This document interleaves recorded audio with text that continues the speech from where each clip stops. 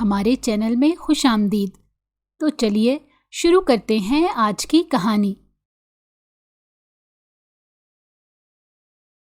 وہ فریش ہو کر نیچے زنان خانے میں چلی آئی تھی۔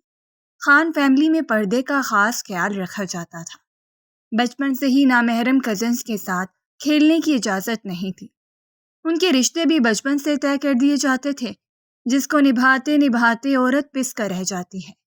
کچن میں خوشبو مہکی ہوئی تھی، جسے زمر کی بھوک مزید بڑھ گئی۔ پکوان تو سب میری پسند کے بنے ہیں۔ جہاں رنگ برنگے پکوانوں کی تیاری چل رہی تھی، صبا بیگم حد سے زیادہ خوش نظر آ رہی تھی۔ زمر کی بات سن کر پلٹ کر اپنی بہو کو دیکھا۔ وجہ وہ نہیں جانتی تھی، وہ بس اپنی تائی جان کی خوشی دیکھ رہی تھی۔ آج کے لیے پکوان خاص کسی اور کے لیے بنوائے ہیں، لیکن اگر تمہیں بھوک لگی ہوئی ہے تو تم اپنا حصہ ڈال کر کھا سکتی ہو۔ انہیں اس بات کا احساس ضرور تھا کہ بچی یونیورسٹی سے تھکی گھر کو لوٹی ہے۔ ان کی خوشی کی وجہ جاننا چاہتی تھی کہ آج اتنی محبت پہ زمر کے علاوہ انہوں نے کس کے لیے کھانا بنایا۔ وہ ابھی ان کی خوشی کے بارے میں ان سے دریافت کرنے ہی والی تھی جب اسے زنان خانے کے دروازے پر باقی خاندان کی عورتیں ان کی طرف آتی نظر آئی تھیں۔ بہت مبارک ہو صبا، اللہ نے تمہاری مراد پوری ہی کر دی۔ ان کی باتوں کو سنتی بہت شش و پنج میں کھڑی تھی کہ ایسی کون سی مراد تھی جو تائی جان کی پوری ہو چکی ہے۔ تائی جان، کیا آج کچھ خاص ہے؟ او اچھا، معاف کیجیے گا، بچے ہم نے دھیان نہیں دیا۔ یہ سب تو آج میرے لگتے جگر کے آنے کی خوشی میں ہے۔ ان کی بات کو سن کر زمر کو یوں لگا جیسے کانوں نے دھوکہ کھایا ہو۔ کون آ رہا ہے؟ اس کی آواز خود بخود لڑکھڑا گئی تھی۔ بچے اتنا کیوں شرما رہی ہو؟ میرے کون سا 4 بیٹے ہیں؟ تمہارا شوہر میر زارون خانزادہ آج واپس آ رہا ہے، اپنی حویلی میں، اپنوں میں، اپنی روایات میں، اپنے حسب نسب میں۔ وہ کہہ کر خاموش ہو گئی تھی۔ وہ اب ان کے چہرے کی رونق سمجھی تھی کہ یہ کس کا اثر ہے۔ پوری حویلی میں مٹھائیاں بانٹی جا رہی ہیں، لیکن زمر کی زبان کا ذائقہ ہی مر گیا۔ اس کے آنے پر اس کے دل میں بھی کہیں نہ کہیں خوشی کی ہلکی سی رمق جاگی تھی۔ جانتی تو وہ بھی تھی کہ بچپن سے اس سے منسوب ہے، بچپن سے وہ اس کی محبت میں گرفتار تھی، لیکن اپنے کمزور لمحوں میں بھی یہ راز اس نے میر زارون کے سامنے آشکار نہیں کیا تھا۔ وہ سوچوں کے تانے بانے بن رہی تھی جب اسے اپنے کاندھے پر کسی کے دباؤ کا احساس ہوا۔ وہ بری طرح ڈر گئی تھی۔ خانے بی بی، آپ تو ایسے ڈر گئی جیسے آپ کے پیچھے میر زارون لالا کھڑے ہوں۔ تمہاری بہت زبان چلنے لگی ہے، رحاب لالا ہی ٹھیک کریں گے تمہیں۔ اپنی نند کی شرارت کو سمجھتے ہوئے زمر نے نفی میں سر ہلایا۔ زحل رباب کا نام سنتی شرم سے سرخ ہوئی۔ زحل زمر کے مقابلے میں مختلف زندہ دل لڑکی تھی۔ زمر جیسی سمجھدار اور صبر رکھنے والی لڑکی خاندان میں کوئی نہیں تھی۔ اس نے اس بات کو اتنا اپنے دماغ پر بٹھا لیا تھا کہ چھوٹی چھوٹی خواہشات پر صبر کر جاتی تھی۔ تمام کام مکمل ہو چکے تھے۔ حویلی کو دلہن کی طرح سجایا گیا تھا، کیونکہ آج کوئی معمولی دن نہیں تھا۔ آج 15 سال بعد زارون خانزادہ اپنے اصل میں واپس آ رہا تھا۔ داجی کا سینہ ٹھنڈا ہو گیا تھا۔ سب سے زیادہ خوش بی بی جان اور داجی کو ہی تھی، جنہوں نے نہ جانے کب سے یہ آس لگائی ہوئی تھی کہ وہ واپس آئے گا، اور اب آخر کار ان کی آس پوری ہو رہی تھی۔ 15 سال کے دوران صرف وہ ایک بار پاکستان آیا تھا، وہ بھی تب جب اس کے چچا کا انتقال ہوا تھا۔ زمر اس وقت بہت چھوٹی تھی، اسے ٹھیک سے یاد بھی نہیں تھا کہ میر زارون خانزادہ تب کیسا دکھتا تھا۔ اب دارجی نے اسے بہت مشکل سے آنے پر راضی کیا تھا۔ کہیں اس نے شادی سے منع کر دیا تو میں کیا کروں گی؟ پورے خاندان میں میری بدنامی ہو جائے گی۔ میرے کردار کی گواہی کون دے گا؟ سوچ سوچ کر دل ڈوبا جا رہا تھا۔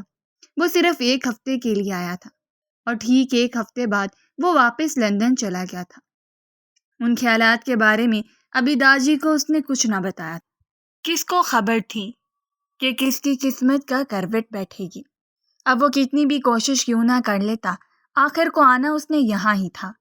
تو سو وہ آ رہا تھا، اپنی ماں کی روتی آنکھوں کو ٹھنڈک جو پہنچانی تھی۔ وہ ان کی گود میں سر رکھ کر اپنے بیٹے 15 سالوں کو جی لینا چاہتا تھا۔ نہ جانے زندگی پھر اسے یہ موقع دے یا نہ دے۔ ہمیشہ کے لیے لندن کو خیر باد کر کے پاکستانی ہونے کے لیے اپنے وطن اپنے ملک کی مٹی میں اس کی ماں آج واقعی ہی بے پناہ خوش تھی۔ داجی کو یہ خوف دل میں بیٹھ گیا تھا کہ کہیں وہ اس مٹی کا ہو کر نہ رہ جائے۔ زمر نے خود کو کمرے میں بند کر لیا تھا کیونکہ اس مرد کا سامنا کرنے کی اس کے اندر طاقت باقی نہ بچی تھی۔ وہ یہ سوچ سوچ کر ہلکان ہو رہی تھی کہ اب آگے اس کی زندگی میں کیا ہونے والا ہے، کیونکہ ان 15 سالوں میں اس نے مرزا ہارون کے ہر اتار چڑھاؤ کو بہت گہرائی سے محسوس کیا تھا، لیکن وہ ہمیشہ ہر بار نئے سرے سے خود کو باور کراتی تھی کہ وہ اس سے محبت نہیں کرتی ہے۔ وہ خانزادہ خاندان کا خون تھی، یوں کسی کے سامنے خود کو بے مول نہیں ہونے دے گی۔ وہ خود کو اتنا بھلانے کی کوشش کرتی تھی کہ وہ مرزا ہارون کی محبت میں بچپن سے گرفتار ہے۔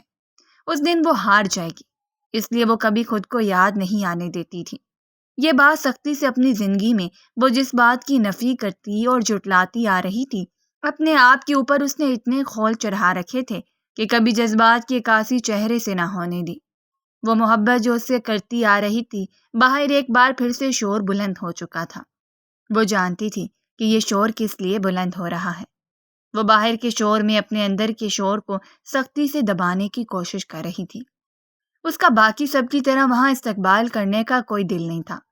کھڑکی کی اوٹ میں چھپ کر وہ لوگوں کے ہجوم کو دیکھنے لگی جو سب مرزا ہارون کے استقبال کے لیے کھڑے تھے۔ اس نے تفکر سے سوچا کہ بھلا یہ سب لوگ بھی اس کے دل میں اتنی جگہ رکھتے ہوں گے؟ بس ایک ہی جواب آیا کہ بالکل بھی نہیں۔ ایک بار پھر اس نے بڑی دل جمی سے خود کے لیے صبر مانگا تھا اور منہ پر ہاتھ پھیر کر جائے نماز طے کر کے کھڑی ہو گئی تھی۔ جب کوئی اور ساتھ نہ دے تب انسان کو صرف اس کے در پر کھڑا ہونا چاہیے۔ وہ خدا کی ذات کئی بگڑے کام سنوار دیتی ہے۔ امریکہ کی وسیع و عریض پررونق روڈ پر رات کے اس پہر لوگوں کا سیلاب امڑ آیا تھا۔ ان یورپ ممالک میں بھی اس نے اپنی روایات نہیں بھولی تھی۔ کرسمس بہت قریب تھی اور وہاں کے مقامی لوگ اپنی خریداری کرنے میں مصروف تھے۔ وہ بھی رات کے اس پہر اپنے کچھ قریبی دوستوں کے ساتھ لوگوں کے رش کو چیرتا ہوا تیزی سے شاپنگ مال کی طرف بڑھ رہا تھا۔ اسے ہمیشہ سے شاپنگ سے خاص کوفت تھی، لیکن یہاں معاملہ اس کے دل عزیز بہن کا تھا۔ ایک لال لونگ کوٹ کو دیکھتے ہوئے اس کے دماغ میں کسی کا عکس امڈا۔ کچھ سوچتے ہوئے اس نے وہ بھی خرید لیا۔ کون اتنا خاص ہے کہ اس کے لیے ہمارے مرزا ہارون خانزادہ کو فیمیل سیکشن میں آنا پڑا؟ تمہیں تو لڑکیوں سے الرجی ہے نا؟ ریڈ کوٹ والے شاپنگ بیگ کو ایسے چھپایا جیسے کسی نے چوری پکڑ لی ہو۔ شٹ اپ، بہن کے لیے خرید رہا ہوں۔ اس کے سنجیدگی سے شٹ اپ کال دینے پر وہ خاموش ہو گئے۔ مزید پٹھان سے مذاق کرنا انہیں مہنگا بھی پڑ سکتا تھا، کیونکہ وہ ایسی غیرت مند قوم ہے، اپنی عورتوں کے بارے میں کوئی بات برداشت نہیں کرتی۔ اسے ہر حال میں آج شاپنگ مکمل کرنی تھی۔ آگے کنوکیشن کے بعد اس کے پاس بالکل دن نہیں تھے۔ لسٹ تھی کہ ختم ہونے کا نام نہیں لے رہی تھی اور اسے اس شاپنگ سے تو خاصا بیڑ تھا، اس لیے وہ 3 دن سے جھنجھلایا ہوا پھر رہا تھا۔ نقد رقم دے کر ہر بار وہ اپنا مسئلہ سلجھا لیتا تھا، لیکن اس بار خاص تاکید تھی کہ ایسا کچھ نہیں ہوگا۔ وہ آج بہت خوش تھا کیونکہ آج اسے اس کی 15 سال کی محنت کا ثمر ملنے والا تھا۔ اس کے پاؤں کی بیروں کو پل میں جھٹک سکتا تھا۔ آج لندن اسکول آف بزنس کا فائنل کنوکیشن تھا اور وہ اس میں ہی جانے کی تیاری کر رہا تھا۔ خاندان کا پہلا لڑکا تھا جو اتنی دور آ کر اپنی پڑھائی مکمل کر رہا تھا۔ وہاں تو عورتوں کو بھی گاؤں سے باہر جا کر پڑھنے کی اجازت نہیں دی، لیکن کسی کی خاطر انہوں نے اپنے رسم و رواج کو بدلا تھا، اور وہ کوئی اور نہیں بلکہ اس کی اپنی بیوی تھی۔ داجان نے اپنی پوتی کے لیے بہت کچھ نظر انداز کیا تھا۔ اف داجان، آپ کو وہ سب نظر نہیں آ رہا جو میں یہاں بیٹھ کر دیکھ سکتا ہوں؟ آپ کی پوتی جن ہواؤں میں اڑ رہی ہے اس کے پر کاٹنا بہت ضروری ہو گیا۔ وہ زمر خانزادہ سے صرف و صرف نفرت کرتا تھا۔ اس نے خود کے خیالوں کو جھٹکا۔ 15 سال کا حساب اسے آخر جا کر لینا ہی تھا۔ کیا وہ ایسے بغیر حساب لیے آسانی سے کسی اور کے لیے چھوڑ دے گا؟ وہ عورت اس کے نکاح میں ہوتے ہوئے کسی دوسرے کا خیال اپنے دماغ میں کیسے لائے؟ دسمبر کا وقت چل رہا تھا اور کرسمس کی چھٹیاں بھی آنے والی تھیں، اور اسے بزنس کی ڈگری لے کر واپس اپنے وطن پاکستان جانا تھا۔ وہ لوگ پھر تھک ہار کر گھر کو لوٹ آئے۔ رات میں دوبارہ کوئی شاپنگ مال جانے کا سوچا۔ آج کل اکیلے میں بیٹھ کر کیا سوچتا رہتا ہے؟ یہ لوگ تب سے اس کے ساتھ جب وہ کم عمر نابالغ میں یہاں کا رخ کیا تھا۔ ایسا تو کچھ نہیں ہے، بس واپسی پہ داجان نے میرے سر پر صحرا باندھنا ہے، اس کے بارے میں سوچ رہا ہوں۔ اپنی اصل پریشانی کو اندر چھپایا۔ 15 سال سے وہ تمہارے نکاح میں، اور اگر اب بھی تم اسے نہیں اپناؤ گے تو کب اپناؤ گے؟ اب تمہاری عمر ہو چکی ہے۔ داجان بالکل ٹھیک سوچ رہے ہیں۔ ویسے بھی شادی تو تم نے کرنی ہی ہے، اس لڑکی سے شادی کرنے میں کیا برائی ہے؟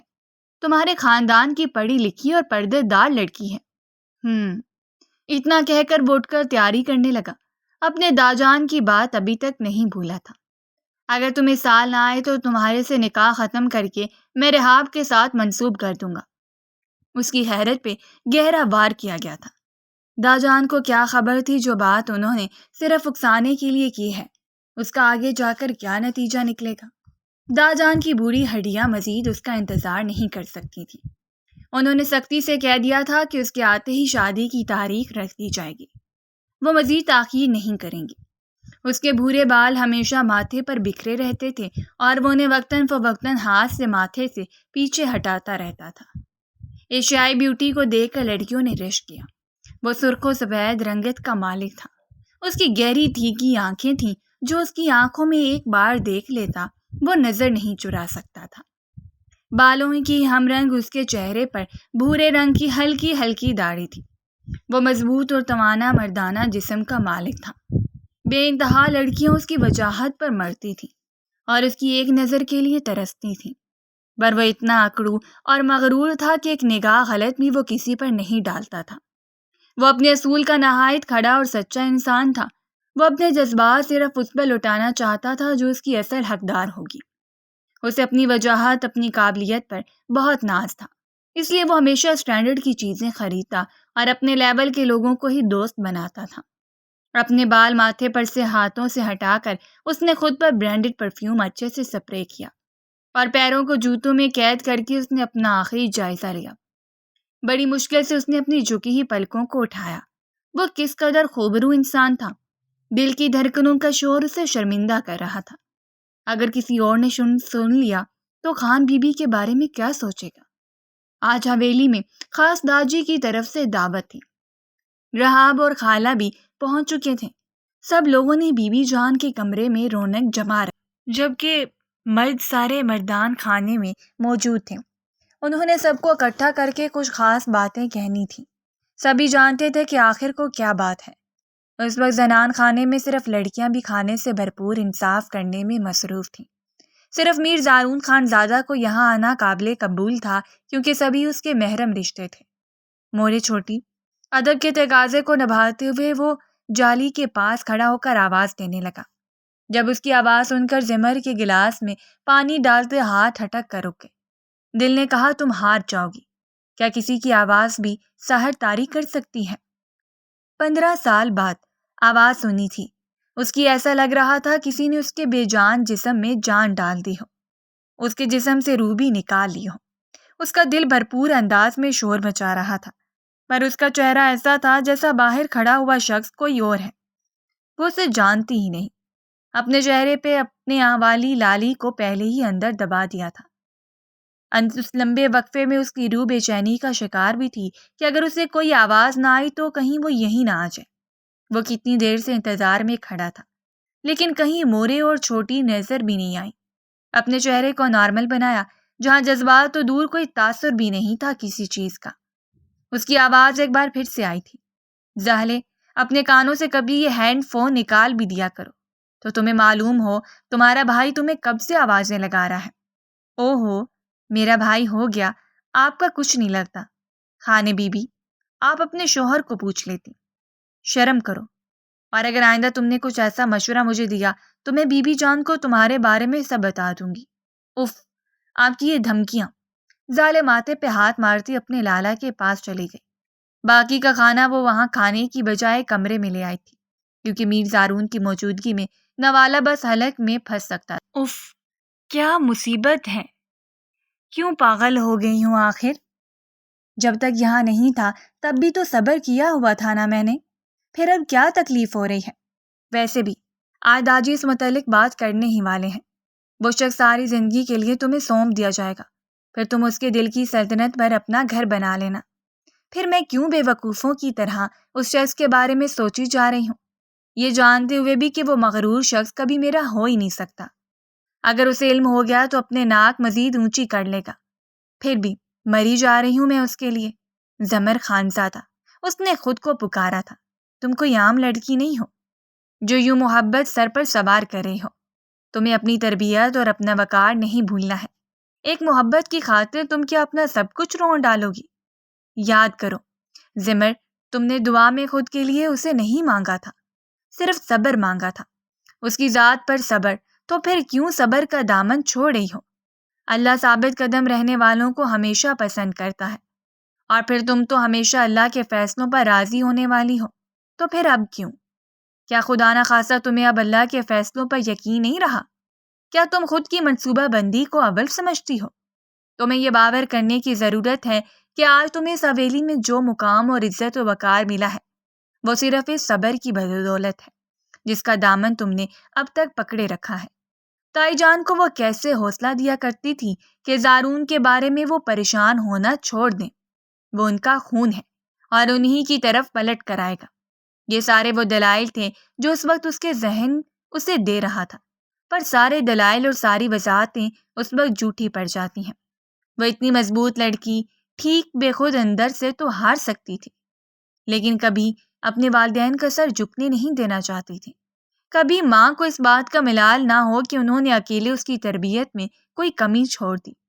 جب معاملہ دل کا بن جاتا ہے، بے شک وہ بے انتہا صابر اور مضبوط تھی، پر تھی تو ایک لڑکی جو عام لڑکیوں کی طرح محبت کرتی اور اسے حاصل کرنے کی خواہش کرتی، پر شاید محبت کچھ لوگوں کا مقدر نہیں ہوتی۔ اگر میر زارون نے اسے ٹھکرا دیا تو وہ بالکل بھی اس کے پاؤں نہیں پڑے، بلکہ اسے خود کہے گی کہ وہ اسے چھوڑ دے۔ یہ صرف اس کی سوچ تھی جس کو اس کی آنے والی زندگی مسترد کرنے والی تھی۔ کئی بار انسان جس چیز سے دور بھاگتا ہے وہی چیز اس کے سامنے امتحان بن کر کھڑی ہو جاتی ہے اور وہ اس امتحان میں پاس نہیں ہو پاتا۔ داجی نے سب کو ایک کمرے میں اکٹھا کر لیا تھا اور عورتیں پردے کے پیچھے کھڑی تھیں جبکہ مرد محفل کا حصہ تھے۔ خاص کر میر زارون کو آج زیادہ عزت اور محبت کی جا رہی تھی، لیکن پھر اس کا رویہ رحاب کی موجودگی میں بہت روکھا پیکھا سا ہی تھا۔ آپ سب کی موجودگی میں اپنے پوتے میر زارون اور اپنی پوتی زمر خانزادہ کی رخصتی کی تاریخ طے کرتا ہوں۔ زالے نے خوشی سے اچھل کر پاس بیٹھے اپنی بھابھی کو دبوچ کر پکڑ لیا۔ داجی ان کی بات سن کر وہ عجیب بے چینی کا شکار ہو چکا تھا۔ وہ وہاں زیادہ دیر تک رکا نہیں تھا، بلکہ یہ کہنا زیادہ بہتر ہوگا کہ اگر وہ رکتا تو ضرور کچھ غلط کر دیتا۔ وہ تیزی سے سیڑھیاں پھلانگ کر اپنے کمرے میں آیا تھا اور غصے سے اپنی چادر شانوں سے اتار پھینکی تھی اور اپنا سر تھام کر صوفے پر گر سا گیا تھا۔ میں زندگی میں پہلی مرتبہ بد کردار لڑکی کا انتخاب خود کے لیے کر رہا ہوں، کیونکہ تمہیں میرے ساتھ ہی جینا ہوگا خانے بی بی۔ اس کا چہرہ سرخ تھا، غصے کی زیادتی کی وجہ سے اس کے اعصاب تنے ہوئے تھے۔ اس بات سے انجان تھا کہ اسے اوپر جاتے کسی دو آنکھوں نے بہت غور سے دیکھا تھا۔ وقت بہت کم تھا اور تیاریاں بے شمار تھیں جو کرنے والی تھیں۔ سب کچھ ہو گیا، مبارکباد بھی دے دی گئی۔ خواتین آ کر زمر کا ماتھا چوم کر مبارکباد دے رہی تھیں اور ساتھ میں اچھے نصیبوں کی دعا بھی، لیکن وہ ایک دم ساکن تھی۔ تائی جان نہ جانے کتنی بار بلائیں لے چلی تھیں، لیکن زمر کو جیسے سانپ سونگھ گیا ہو۔ وہ بے تاثر چہرہ لیے وہاں بیٹھی ہوئی تھی۔ اچھا آج 25 سال بعد ایک اور لڑکی روایات کی بھینگ چڑھنے والی تھی اور وہ حیران تھی کہ سب اسے مبارکباد دے رہے ہیں۔ وہ ساری زندگی فالتو چیز کی طرح اس مرد کے کمرے میں پڑی رہے گی، لیکن پھر بھی اس کے دل تک رسائی حاصل نہیں کر سکے گی۔ اس کا دل جھوٹی گواہی تو نہیں دے رہا تھا۔ میر زارون خانزادہ کا یوں اٹھ کر جانا اس بات پر مہر لگا چلا تھا۔ ایک بار وہ تمسخر سے وہاں بیٹھی بنی تھی، جیسے جی جان سے خود کا مذاق بنا رہی ہو۔ اس کے نزدیک یہ سب اس کے سولی چڑھنے کی تیاریاں تھیں، تیار کر کے اسے ایک ایسے شخص کو سونپ دیا جائے گا جس کی نظر میں اس کی کوئی اہمیت نہیں ہے۔ میں آپ کو ایسے خود کی قربانی نہیں کرنے دوں گی میر زارون خانزادہ۔ اسے کیا معلوم تھا کہ یہ قربانی اس کے لیے سزا بن جائے گی۔ یہ جھوٹ نہیں تھا کہ جس شخص کے ساتھ اس کی رخصتی کی بات ہو رہی تھی وہ اس سے محبت کرتی تھی اور بے پناہ کرتی تھی، مگر یہ ضروری نہیں ہوتا جس کی چاہ کی جائے اسے پا بھی لیا جائے۔ وہ اپنی ذات سے زیادہ محبت کرتی تھی، اس لیے وہ اس شخص کی خاطر اپنی ذات کو بے مول کرنے والی تھی۔ ایک آنسو آنکھ سے نکل کر چادر میں جذب ہو گیا۔ اسے تو لگا تھا کہ ایسی خبر سن کر اس کی روح کی تھکن دور ہو جائے گی، لیکن مزید تھکن بڑھ گئی تھی۔ آج سے 15 سال پہلے بھی تو نکاح کے بندھن میں باندھ کر وہ اسے یوں ہی اکیلا چھوڑ گیا تھا۔ اس میں کیا ہی نیا تھا؟ رات کی تاریکی میں جب سب اپنے کمروں میں جا کر سو گئے تو دبے قدموں اس نے میر زارون خانزادہ کے کمرے کا رخ کیا۔ سنیں خانے بی بی، خیریت جو آپ کو رات کے اس پہر میرے کمرے کے باہر پہرا دینا پڑا؟ وہ مجھے آپ سے ایک بات کرنی ہے۔ زارون نے حیرانی سے سامنے کھڑی لڑکی کو دیکھا جو بالکل بھی نہیں ڈر رہی، چہرے کو نقاب سے چھپا رکھا تھا۔ وہ سوچنے لگا کہ نکاح کے بعد کون سا پردہ باقی رہ گیا ہے۔ آپ مجھے طلاق دے دیں۔ آپ کی زندگی میں شاید کوئی اور، لیکن میری زندگی میں نہیں، اور نہ ہی مجھے بٹی ہوئی عورتیں پسند ہیں۔ حیادار عورتیں اپنے منہ سے ایسا تقاضا نہیں کرتی۔ بہتر ہے جا کر اپنے کمرے میں لیٹ جائیں۔ زارون کے دل میں پہلے بھی محبت نہیں تھی، اب وہ محبت نفرت اور بدگمانی میں بدل چکی تھی۔ اس رشتے کا نہ جانے کیا ہی انجام ہونا تھا۔ رحاب اور میر زارون کے درمیان میں شروع سے ایک تناؤ تھا۔ رحاب خانزادہ بھی کوئی معمولی شخصیت کا حامل انسان نہیں تھا، بلکہ وہ انتہائی خوبصورت مرد تھا۔ سوات میں رہتے ہوئے اس نے وہاں کی روایات کو برقرار رکھا ہوا تھا۔ اس کی گہری گرے رنگ کی چمکدار آنکھیں تھیں جن میں ہمہ وقت کچھ پانی کی چمک رہتی تھی۔ چہرے پہ ہر وقت مسکراہٹ اور نرمی ہی دیکھنے کو ملتی تھی۔ اس کے ڈارک براؤن بال تھے، کھلتا ہوا سرخ و سفید رنگ، ستواں ناک اور خوبصورت انابی ہونٹ تھے۔ ہلکی ہلکی بڑی ہوئی شیپ اور کسرتی جسم کے ساتھ وہ ایک بھرپور و ہیج مرد تھا جسے پا لینے کی خواہش ہر لڑکی کرتی تھی، پر اس کے نام کی مہر ذہل خانزادہ کے اوپر بچپن سے لگ چکی تھی۔ پٹھان لوگوں کی خوبصورت نقش و نگار تو پہلے ہی ہوتے ہیں، یہ خوبصورتی انہیں اپنے جین سے ملتی ہے۔ زالے بھی کسی سے کم نہیں تھی۔ سفید کلر کی شلوار قمیض، اوپر ڈارک براؤن کوٹ پہنے، پیروں کو پشاوری چپل میں قید کیے اور دونوں کاندھوں پر پیچھے سے ڈارک براؤن شال ڈالے، آنکھوں پر ڈارک گلاسز لگائے وہ اپنی لینڈ کروزر کا دروازہ کھول کر اندر بیٹھ چکا تھا، اور گاڑی اس نے آفس کے روڈ پر ڈال دی تھی۔ بے دہانی میں اس کی نگاہ روڈ پر پڑی تو گاڑی کی سپیڈ خود بخود کم ہو گئی۔ زمر کبھی یونیورسٹی کے علاوہ حویلی سے باہر نہیں نکلی تھی، اور نہ اسے راستوں کا علم تھا۔ یونیورسٹی سے گھر اور گھر سے یونیورسٹی، اس کے علاوہ اس کی عام لڑکیوں کی طرح کوئی سرگرمیاں نہیں تھی۔ گاڑی آج اسے لینے نہ آئی تو اس لیے اب صحیح معنوں میں اس کی رنگت زرد پڑی تھی۔ پردے سے چہرے کو مزید ڈھک لیا اور روڈ کی ایک طرف چلنے لگی۔ اوپر سے آج اس کے پاس سامان بھی زیادہ تھا۔ ایک ہاتھ سے فائلز تھامے اور دوسرے ہاتھ سے اپنی سیاہ چادر کا نقاب تھامے اور کاندھے پر بیگ پہنے وہ جھنجھلاہٹ کا شکار تھی۔ دل میں سوچنے لگی کہ اسے تو گھر کا راستہ بھی یاد نہیں ہے۔ اگر کسی وجہ سے گاڑی نہ آئی تو وہ یہیں کھڑی رہ جائے گی۔ دل ایک دم سے گھبرانے لگا تھا۔ وہ سوچ رہی تھی کہ بابا کہاں رہ گئے۔ تبھی یونیورسٹی کے مین گیٹ سے تھوڑا سائیڈ میں آ کر کھڑی ہوئی تھی۔ سردی بڑھتی جا رہی تھی۔ اب وہ سائیڈ میں کھڑی ہوئی ہی تھی کہ سامنے سے آتے ہوئے لڑکیوں کے ٹولے نے گزرتے ہوئے سے زور سے ٹکر ماری تھی، جس کے باعث اس کی ساری فائلز نیچے گر گئی تھیں۔ اسے ان پر شدید غصہ آ رہا تھا۔ ایسے آدمی جان بوجھ کر کسی بہن بیٹی سے ٹکر مارتے ہیں۔ سردی کے باعث ہوا بہت تیز تھی، حتیٰ کہ اس کی سیاہ چادر پھر پھرا رہی تھی۔ اللہ ان مردوں کو حیا دے۔ جو ہی وہ اپنی فائلز اٹھانے کے لیے نیچے جھکی، ہوا کے تیز جھونکے نے اس کے پھر پھراتے ہوئے نقاب کو ایک پل میں اس کے چہرے سے ہٹایا تھا۔ ایک لمحہ اس کی زندگی پہ بھاری پڑنے والا تھا۔ یہ ایک لمحہ اس کی زندگی بدلنے والا تھا۔ وہ کہاں جانتی تھی کہ اس لمحے کی گواہی اسے اپنی ساری زندگی دینی پڑے گی۔ نقاب کے ہٹنے سے وہ سٹپٹا گئی تھی۔ اس نے فوراً نظریں اٹھا کر اپنے ارد گرد جانچ کرنے کی کوشش کی کہ کوئی اسے دیکھ تو نہیں رہا۔ خدا کا شکر تھا کہ اس وقت کوئی بھی اس کی طرف متوجہ نہیں، لیکن یہ صرف اس کا خیال ہے۔ دور چلتی گاڑی میں ایک شخص مریض ہو گیا تھا۔ ایک پل کی تاخیر کیے بغیر اس نے سیاہ چادر واپس منہ پر کی تھی، اور اس نے شکر ادا کیا تھا کہ کوئی بھی اس کی طرف متوجہ نہیں ہے۔ پر وہ بیچاری یہ جانتی بھی نہیں تھی کہ کسی نے اس کے ایک پل میں ہٹے ہوئے آنچل سے اس کے سارے نقش تقریباً حفظ کر لیے ہیں، اور یہ ایک پل اسے بھاری پڑنے والا تھا۔ وہ نہیں جانتا تھا کہ سامنے بیٹھی لڑکی کون ہے، لیکن کسی حیادار اور خاندانی گھر کی لگ رہی تھی۔ اپنے چہرے پر جیسے اس نے نقاب چڑھایا تو رحاب کو اپنی نظر پلٹنی پڑی۔ وہ کسی کمزور لمحے میں آ کر کم سے کم اپنی زندگی داؤ پر نہیں لگا سکتا تھا۔ خاندان والوں سے منہ موڑ کر کہاں جاتا؟ وہ نہیں جانتا تھا کہ وہ کیوں اتنا بے قرار ہو گیا ہے، کیوں اس کا دل مچل رہا ہے کہ بار بار اس گہری سمندری آنکھوں والی کا چہرہ دیکھے آج اسے ایک چہرے کو دیکھنے کے بعد اسے یہ بھی یاد نہیں رہا تھا۔ جب اس نے زمر خانزادہ کو سفید گاڑی میں جاتے دیکھا تو سمجھ آئی کہ یہ کوئی اور نہیں بلکہ اس کی خالہ زاد کزن زمر ہے، جو پہلے ہی کسی کے نصیب میں لکھی جا چکی ہے۔ خاندان میں یہ خبر آگ کی طرح پھیل گئی تھی کہ رحاب نے زہلے کی بجائے زمر خانزادہ کا ہاتھ باندھ دیا تھا۔ داجی غصے سے پاگل ہو رہے تھے، لیکن میر زارون بہت پرسکون تھا، جیسے پہلے سے جانتا ہو ایسا ہی ہوگا۔ زمر کو یہ بات جب سے پتہ چلی تھی وہ خود کو ایک کمرے میں بند کر کے بیٹھ گئی تھی۔ زالے بھی بالکل خاموش تھی، اتنی کہ اس نے ایک لفظ بھی نہیں بولا تھا۔ وہ مسلسل بس نیچے دیکھ رہی تھی۔ دونوں کے درمیان گہری دوستی تھی، لیکن اب ایسا لمحہ آن پہنچا تھا کہ دونوں ایک دوسرے سے نظریں ملانے سے گھبرا رہی تھی۔ زمر نے اپنے دونوں ہاتھ زہلے کے آگے جوڑے تھے اور وہ اسے دیکھ کر اپنی جگہ ساکت رہ گئی تھی۔ خانے بی بی کا وہ دل سے احترام کرتی تھی، ان پر شک کرنے کے بارے میں وہ سوچنا بھی نہیں چاہتی تھی۔ رحاب، ہم زمر کے ساتھ زہلے کی رخصتی کا بھی اعلان کرتے ہیں۔ اگر تمہیں ذرا بھی غیرت باقی ہو تو اپنی بارات لے کر آ جانا۔ زمر کے کردار کی گواہی تو وہ خود بھی دے سکتے تھے۔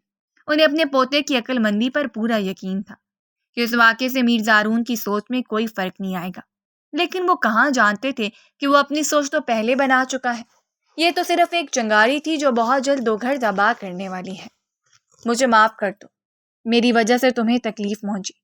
میری ذات کی وجہ سے تمہاری محبت تمہاری بجائے میری طلب کر رہی ہے۔ جانتی ہو کتنی اذیت ناک ہے یہ میرے لیے کہ ایک نامحرم میرے باپ دادا کے سامنے میری جستجو اور آرزو کر رہا ہے۔ میں نہیں جانتی تھی کہ میری اتنی سی غلطی کی مجھے یہ سزا ملے گی۔ وہ خود سے خود شرمندہ تھی کہ کون سا لمحہ وہ اپنی حفاظت نہ کر سکی۔ اس کے ہاتھ متواتر اس کے سامنے جڑے ہوئے تھے۔ اس نے اس کے جڑے ہوئے دونوں ہاتھوں کو تھاما تھا۔ دونوں کی حالت ایک جیسی تھی، بس زمر نے آنسو نہ بہائے جبکہ زہلے کی آنسو رک نہیں رہے تھے۔ دونوں کی آنکھیں بے بس تھیں، ایک کی محبت کھونے کی تھی تو دوسری کی عشق ملنے کی۔ زہلے اس کی گود میں سر رکھ کر صوفے پر لیٹ گئی۔ انہاج اس کے بالوں میں انگلیاں چلا رہی تھی، اسے سمجھانے کی کوشش کر رہی تھی کہ انسان اپنی قسمت سے تب تک نہیں ہار سکتا جب تک وہ اللہ سے نا امید نہ ہو۔ زالے کو ایک لخت اپنے اندر سکون اترتا ہوا محسوس ہو رہا تھا۔ خانے بی بی، آپ کو دیکھ کر لگتا ہے میرے لالا بہت خوش قسمت ہے، اللہ کرے وہ آپ کی قدر کرے۔ دوسری طرف داجی کے فیصلے کو سن کر زارون بالکل بھی مطمئن نہیں تھا۔ وہ اپنی بہن کا ہاتھ ایسے شخص کے ہاتھ میں کیسے دے سکتا تھا؟ انہوں نے داجی کو فوراً منع کر دیا کہ منگنی اتنا بڑا رشتہ بھی نہیں ہے جسے ختم کرنے سے پہلے 100 بار سوچا جائے۔ رحاب نے خود اپنے منہ سے قرار کیا ہے کہ زمر کو پسند کرتا ہے، پھر ایسے شخص کے ہاتھ میں اپنی بہن کا ہاتھ کیسے دیا جا سکتا ہے؟ مت بھولو میر زارون خانزادہ، جیسے تم اپنی منگ پہ حق جتا رہے ہو ویسے ہی زہلے خانزادہ رحاب کی منگ ہے۔ ہم اپنی زبان اور رسولوں کے خلاف نہیں جاتے، اور یہ بات یاد رکھنا کہ زمر خانزادہ کو کسی چیز کی کوئی کمی نہیں ہونی چاہیے، کیونکہ اس میں میری پوتی کا کوئی ہاتھ نہیں ہے۔ زارون نے تفکر سے سوچا کہ ان سب کے پیچھے اس کا تو ہاتھ ہے۔ وہ لڑکی کل کتنے دھڑلے سے اس کے سامنے آ کر کھڑی ہو گئی تھی اور اپنے منہ سے طلاق کا مطالبہ کر رہی تھی۔ شادی بہت سادگی سے ہوئی۔ زالے رخصت ہو کے رحاب کے گھر چلی گئی تھی، جبکہ زمر کا صرف کمرہ تبدیل ہوا تھا، لیکن دل بے چینی سے دھڑک رہا تھا۔ مورے کئی بار اسے سمجھا چکی تھی کہ زمر تجھے تیرے صبر کا پھل ملا ہے، لیکن وہ جانتی تھی ابھی صبر کی مشق باقی ہے۔ زارون جھنجھلایا ہوا کمرے میں داخل ہوا۔ سامنے وہ اپنے حسن کی تیر چلاتی بیٹھی تھی۔ وہ اتنا ہلکا مرد نہیں تھا کہ خوبصورتی دیکھ کر پگھل جاتا۔ فکر سے دل میں سوچا کہ کاش اس خوبصورتی کی بجائے خوبصورت سیرتی مل جاتی تو اس لڑکی کو ہنسی خوشی اپنانے پر راضی ہو جاتا۔ آپ کو میرے لیے اتنا ناٹک کرنے کی ضرورت تھی؟ ویسے تو آپ کی شکل بتا رہی ہے کہ آج آپ نے کافی سوگ بنایا۔ طلاق نہ ملنے کا افسوس تو آپ کو ہوگا۔ جی، وہ بامشکل یہی بول پائی تھی۔ دل کی دھڑکنوں کو سنبھالتے ہوئے خود سے وعدہ کیا کہ اس بنجر زمین پر پھول ضرور اگائے گی۔ میں کہہ رہا ہوں کہ اتنا تکلف کرنے کی کوئی ضرورت نہیں ہے، جا کر قبریں تبدیل کرائیں۔ زمر کی زبان کو زنگ لگ چکا تھا۔ خاموشی سے سر ہلاتی کپڑے لے کر واش روم میں بند ہو گئی۔ آنکھوں سے آنسو خود ہی اپنی بے قدری پر ٹپ ٹپ بہنے لگے۔ وہ سوال کرنا چاہتی تھی کہ اگر اس شخص کے دل میں اس کے لیے گنجائش پیدا نہیں ہو سکی تھی تو اللہ نے اس کے دل میں زارون کے لیے محبت کیوں ڈالی؟ کاش وہ بھی اس کی طرح بے حس ہوتی تو 15 سال کی مسافت کاٹنے کے بعد خود کو اتنا خالی نہ سمجھتی۔ فریش ہو کر کمرے میں آئی۔ دارون بغیر اس کا انتظار کیے لائٹ بند کر کے اپنی سائڈ پہ لیٹ چکا تھا، جبکہ وہ ششو پنج کا شکار تھی کہ کہاں جائے۔ وہاں کھڑے ہو کر کون سی صورتیں پڑ رہی ہیں؟ خاموشی سے چل کر بیڈ پر آ جائیں۔ یہ کوئی فلم یا ڈرامہ نہیں ہے جہاں لڑکا لڑکی الگ الگ سوئیں گے۔ جتنا جلدی ہو سکے اس کمرے سے اور اس کمرے والے سے دل لگا لیں۔ وہ دوسری طرف کروٹ بدل کر سو چکا تھا، لیکن زمر ساری رات آنسو بہاتی رہی۔ اس کے صبر کا باندھ اتنا ہی تھا۔ اگلی صبح باورچی خانے میں لذیذ کھانوں کی خوشبو آ رہی تھی۔ گھر کی دونوں بڑی بہویں اپنی بیٹیوں کے پسند کا کھانا بنانے میں مشغول تھی۔ چونکہ خانے بی بی کا گھر تو اب یہی تھا، اس لیے ناشتہ لے کر جانے کا جھنجھٹ ختم ہو گیا، لیکن زالے خان زادہ کے گھر کھانا لے کر جانے کا فرض ابھی باقی تھا۔ انہوں نے یہ ذمہ داری خود زمر کے اوپر لگائی تھی، کیونکہ ایک تو وہ اس گھر کی بہو تھی اور دوسرا جو ان کے درمیان تناؤ پیدا ہو چکا تھا وہ انہیں کم کرنا چاہتی تھی۔ گھر کی خواتین کا آپس میں آنا جانا بہت ضروری تھا۔ دونوں بہنوں کی طرح تھیں، اگر زمر خان زادہ گئی تو زالے بھی خوش ہو جائے گی۔ بچے، اچھا ہوا کہ تم خود ہی آ گئے، جا کر اپنے شوہر سے اجازت لے آؤ، سب کھانا تیار کر ہی دیا ہے، تم اور میں زالے گھر ناشتہ دینے چلتے ہیں۔ تائی جان کی بات پر وہ ششو پنج کا شکار تھے، لیکن جب اس نے کچھ غلط کیا ہی نہیں تو اسے گھبرانے کی کیا ضرورت تھی؟ جی تائی اماں۔ وہ پلٹ کر کمرے میں پہنچی تو دارون بھی تیار ہونے میں مصروف تھا۔ گھر والوں کے سامنے وہ یہ ظاہر نہیں کرنا چاہتا تھا کہ ان کا رشتہ کس حد تک خراب جا رہا ہے۔ وہ مجھے زالے کے گھر جانا ہے، تم وہاں نہیں جاؤ گی۔ آخری فیصلہ سنایا گیا تھا، شاید دونوں کی زندگیوں کا آخری فیصلہ تھا۔ اس کی بات کو سن کر دل ہی دل میں زمر کو اپنے انتخاب پر افسوس ہونے لگا تھا۔ کیا وہ شخص اس پر اتنا سا بھروسہ بھی نہیں کر سکتا؟ مگر کیوں نہیں جاؤں گی میں وہاں؟ آخر میری بہن کا گھر ہے، وہ میری خالہ رہتی ہیں وہاں، اس نے بھی ضدی لہجے میں کہا تھا، کیونکہ اگر آج وہ چپ کر جاتی تو دارون کو لگتا کہ وہ جیت چکا ہے۔ اس نے زمر کو نیچا دکھا دیا ہے۔ ارے ایک نام تو تم لینا ہی بھول گئی۔ ہاں، تمہارا رحاب بھی تو رہتا ہے، اسی کی خاطر تم اسے طلاق مانگ رہی تھی، اس لیے ہی تم وہاں جانا چاہتی ہو۔ وہاں آج کل اس سے ملنے کی طرف بہت زیادہ ہو گئی ہے تم میں، اور وہ بھی تمہارا انتظار کر رہا ہوگا۔ لیکن یہ بات یاد رکھنا، اگر تمہاری وجہ سے میری بہن کا گھر ٹوٹا تو تمہیں زندہ نہیں چھوڑوں گا، خود زمین میں گاڑ دوں گا، اس کے لیے تو بالکل نہیں چھوڑوں گا۔ اس نے تو یہ جملہ بول دیا تھا، مگر اس جملے کے بعد زمر ساکت تھی۔ وہ آدمی اپنے دل میں اس کے لیے کتنا زہر لے کر بیٹھا، اسے لگنے لگا تھا کہ جتنا بھی برا ہو جائے وہ اسے بد کردار نہیں کہے گا۔ شاید کچھ ٹوٹا تھا، ہاں، مان، غرور، سب تو اس کے سامنے کھڑے شخص نے لمحوں میں چکنا چور کر دیا تھا۔ ابھی وہ شوق سے سنبھلی نہیں تھی کہ پھر دارون نے اپنی زبان چلانا شروع کر دی۔ کیا ہوا؟ خاموش کیوں ہو؟ سچ سن کر سب ایسے ہی خاموش ہو جاتے ہیں۔ بس میر دارون خانزادہ، خاموش ہو جاؤ، ایک لفظ بھی تمہاری زبان سے اور ادا نہ ہو، میں اپنے اور تمہارے بیچ کا رشتہ بھول جاؤں گی۔ اس نے ہاتھ اٹھا کر سپاٹ چہرے کے ساتھ اس سے کہا تھا، ہمارے درمیان کا رشتہ تمہیں یاد ہوتا تو یوں نکاح میں ہوتے ہوئے کسی دوسرے مرد کے ساتھ نین مٹکا نہ کر رہی ہوتی۔ افسوس کہ ساری زندگی مجھے اس ایک رشتے کے علاوہ اور کوئی رشتہ یاد نہیں رہا۔ وہ دھیرے دھیرے بول رہی تھی، اندر سے کھوکھلی ہو چکی تھی، خود کو سنبھالنے کے لیے دیوار کا سہارا۔ اور تم نے میرے کردار پر انگلی اٹھائی ہے، پھر آج وہ سزا سنائیے گا جو آپ کی خاندانی روایات کے عین تابع ہو۔ اس میں ایک بد کردار عورت کو جس پلڑے میں تولا جاتا ہے اسی میں مجھ کو بھی تولیے۔ یہ کہتے ہوئے اس کا لہجہ لڑکھڑایا تھا، گلے سے لفظ نکلنا بھاری ہو رہا تھا۔ وہ اپنے کمرے میں آئی تھی، دروازہ بند کیا تھا اور اسی کے ساتھ نیچے بیٹھ گئی تھی۔ نہ کوئی آنسو، نہ کوئی کپ کپاہٹ، کچھ بھی تو محسوس نہیں ہو رہا تھا۔ اسے یہ صبر کی کون سی منزل تھی جہاں وہ پتھر کی بن گئی تھی، جہاں وہ پوری طرح بکھر گئی تھی۔ ان کی لڑائی کی آوازیں اس قدر اونچی تھیں کہ باہر سب نے بغیر کچھ کہے بھی ساری لڑائی سن لی۔ تائی جان تو اپنے بیٹے کی کم عقلی پر افسوس کرنے لگی، جبکہ زمر کی والدہ تیزی سے بچی کو سنبھالنے کے لیے کمرے میں بھاگی تھی۔ اپنی ماں کو دیکھتے ہی وہ ان کے گلے لگ کر پھوٹ پھوٹ کر رونے لگی۔ اتنا روتی کبھی بھی خانے بی بی کو کسی نے نہیں دیکھا۔ خدا جانتا ہے مورے کہ میں نے کبھی کوئی شکایت نہیں کی۔ کئی دفعہ ایسا ہوا کہ لگا کہ بس اب دل دوبارہ کبھی نہیں دھڑکے گا، دماغ پھٹ جائے گا، قیامت برپا ہو جائے گی۔ جس کی پاک دامنی کی گواہی پورا خاندان دے رہا ہو، بس اسی کو بھروسہ نہیں تھا جسے کرنا چاہیے تھا۔ خدا پر بھروسہ رکھو زمر، اللہ تمہیں کبھی اکیلا نہیں چھوڑے گا۔ وہ نے صبر کا سبق پڑھا رہی تھی، لیکن زمر کا دل پھٹے جا رہا تھا۔ اس پہ کوئی بات، کوئی تلقین اثر نہیں کرنی تھی۔ لیکن مورے جان، اس دفعہ جو تکلیف ہے وہ سب سے جدا ہے۔ ہر رگ میں محشر برپا ہے اور دماغ سوچنے سے انکاری ہے۔ میرے 15 سال کے صبر کا یہ صلہ دیا ہے؟ کیا ابھی کوئی اور امتحان بھی دینے رہتے ہیں؟ اور کتنی آزمائشوں کو بعد دل میں بہار اترے گی؟ ایسا کیا کروں کہ وہ بے یقینی کی کیفیت سے نکل آئے؟ میرا دل کٹ رہا ہے۔ لہجے میں تکلیف ہی تکلیف تھی۔ اپنے آپ کو اتنا نہیں گرایا تھا اس نے کہ اس کے برابر نکل آئے۔ زمر، مجھے خدشہ ہے کہ تمہاری یہاں اس کو برباد نہ کر دے۔ اور مورے جان کو لگا کہ بس آج ان کی زندگی کی ساری ریاضت ضائع ہو گئی، وہ ناکام ہو گئی۔ رحاب نے جب خانے بی بی کو دیکھا تو لگا کبھی بھلا نہیں پائے گا۔ داجی کے پریشر میں اس نے شادی تو کر لی تھی، لیکن خود کو سمجھا رہا تھا کہ آنے والی کے ساتھ بد سلوکی نہیں کر سکتا۔ ذیل زمر سے مختلف تھی، اور کیسے مختلف نہ ہوتی؟ کوئی دوسرا انسان اپنی الگ صفات لے کر آتا ہے۔